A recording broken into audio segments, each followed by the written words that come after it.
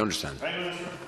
The next item is the name of Deputy Clare Daly to the Minister for Foreign Affairs and Trade, the use of Shannon Airport by US military aircraft.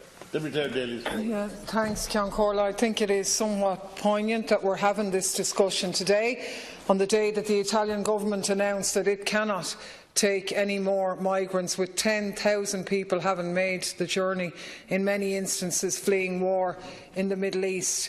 And we, as a country that claim to be neutral, can't shake our heads and say it's nothing got to do with us when we continue to allow Shannon Airport to be used on a regular basis by the US military. Now, on Monday the 5th of June, an inconspicuous US Air Force Special Operations aeroplane left Shannon heading for the Middle East. The C-146A Wolfhound 12-3060 looks like a normal civilian plane, but it's far from it. In fact, it's used to support special forces operating in war zones. That's not me saying this. This is the US Air Force themselves, who say that the C-146A's primary mission is to provide US Special Operations Command flexible, responsive and operational movement of small teams needed in support of Theatre Special Operations Commands. Air Force Special Operations Command aircrews conduct airlift missions to prepared and semi-prepared airfields around the world, according to the US Air Force. Does this mean that Shannon Airport is now considered by the US to be one of its own prepared or semi-prepared military airfields? The US Air Force's website says that the plane supports overseas contingency operations across 4 geographic combatant commands. Combatant, in other words, engaged in active fighting with enemy forces. 22,000 US troops have passed through Shannon in the first 6 months of this year. 377 exemptions to allow US troops carry weapons on civilian planes were granted in the same 6 months. In the past 16 years, 2.5 million armed US troops have landed in Shannon and taken off again for war. Now, just in the past week, our new Taoiseach reaffirmed the Irish Government's commitment to neutrality in a media question when he was in Brussels, when he was asked if the time had come for a revision of our neutrality, and he said no. Ireland's position on neutrality is long-standing. We believe that by being a country that is neutral but not part of a military alliance, that makes us stronger in the world. We're more respected beyond the continent because we aren't members of NATO. We don't take part in military alliance. Our focus is on other things like development, for example. But what are those assurances from the Taoiseach worth when we have a scenario when 4,000 US troops a month pass through Shannon Airport? Minister Paul Keogh told my colleague Catherine Connolly in February that providing overflight and landing facilities for the US military doesn't amount to a form of military alliance and that strict conditions are in place. That's absolute and utter nonsense. We're sick actually hearing about what's not on the planes. We want to know what is on them, and the only way you'll find out what is on them is if you search them. Now, you know, I don't think it's good enough, which no doubt I'll hear from you, but maybe you'll prove me wrong, that the movement of troops is a matter for the Department of Transport and not a matter for the Department of Foreign Affairs, and the usual kick it around between department and department that these are civilian planes. They're not civilian planes. They're militarily contracted planes, and as such the Department of Foreign Affairs should be taking responsibility, should be ensuring that flights are searched, because we know that strict conditions are supposed to apply, but you don't know whether they are or not because you haven't searched them, and until you do, we won't know the answers for sure. But we do know they're not travelling halfway around the world on their holidays. Thank you, Deputy. Thanks, Cathaoirleach. I want to, on behalf of our colleague Minister Simon Coveney, who couldn't be here tonight, although he's engaged in an important business, I think you understand that he couldn't be here, so I'll give the reply on his behalf if that's okay. So on his behalf, I welcome the opportunity from Deputy Clare Daly to reaffirm the Government's policy on landings by foreign military aircraft and to reiterate the Government's absolute commitment to maintaining our policy of military neutrality. I don't have the details of the flight, see whatever that of the aircraft you gave there, so I can't specifically answer those questions because it wasn't part of the request for the debate here tonight. It was a general discussion I was asked to answer here. So responsibility for the regulation of foreign aircraft landing in or overflying the state is shared between departments. The Minister for Foreign Affairs and Trade has primary responsibility for the regulation of foreign military aircraft, while the Minister for Transport, Tourism and Sport leads on regulation of foreign civil aircraft. As the issue for debate is addressed to the Minister for Foreign Affairs and Trade, I will confine my focus to foreign military aircraft landing at Shannon Airport.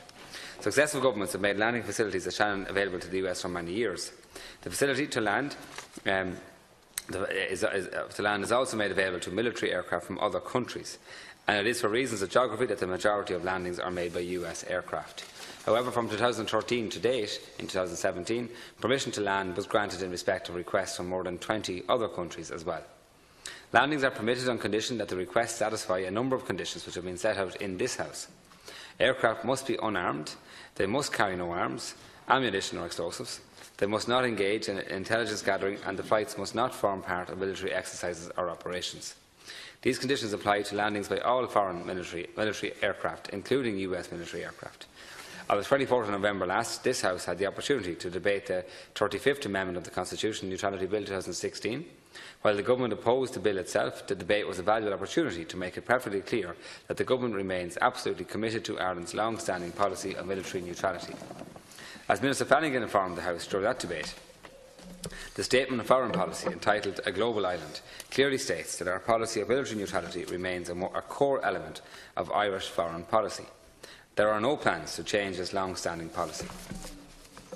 The Government permits foreign military aircraft to land at Shannon Airport if and only if they comply with these conditions, which are the strictest nature and are imposed precisely because of our military neutrality. When requesting permission for landing, the US, like all other states, seeks permission to land, must state in writing that the proposed landing meets the conditions. Bilateral relations with friendly nations, including the US, are founded on trust.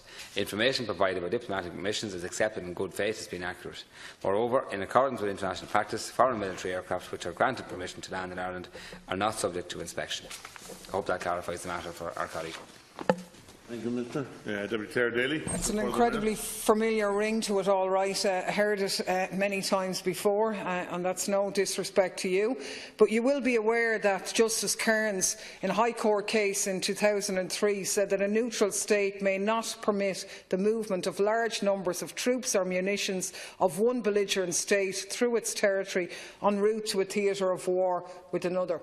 On a daily basis, Shannon Watch gathers information about aircraft called civilian aircraft, but which are actually militarily contracted airport, which moves these groups of troops from one belligerent to another on its way to a theatre of war, the devastating consequences of which have given us a refugee crisis beyond anything we've had before. And the idea that you can continue to hide behind this idea, well, military aircraft, they're not to be armed, they're not involved in any military exercises, etc., etc., etc. But meanwhile, the same restrictions that you outlined in your response don't apply to US militarily contracted planes. That's up to the Department of Transport to give a permit with regard to that. Now, I welcome the fact that Minister Ross has said he's opening an examination in terms of the legal definitions of civilian aircraft, of state aircraft, as well as the monitoring and inspections and oversight in this regard. But I want to know what the Department of Foreign Affairs is going to do about that. Minister Flanagan, when he was in the role, talked about keeping this situation under review. I want to know what does that mean, because we've no evidence of any actual review taking place at all. Anything. I mean, do ye have plans to search planes? And can you answer why you wouldn't have? What is the problem of that? If it's not to at least prove us wrong, why would thousands of troops have gone through Shannon in the last month from the USA to the Middle East? For what? Why would they have had to get exemptions for hundreds of personal weapons in their transition? If they're not engaged in military exercises, somebody is spending a hell of a lot of money to move them from one corner of the world to another on an almost twice daily basis, and we're responsible unless we start exercising our responsibilities clearly to examine what's going on.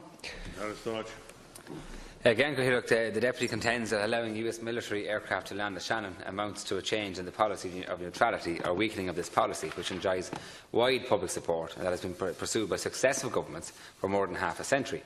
So it's not the case, and it's repeatedly said here, and yet it has not changed. The policy has not changed.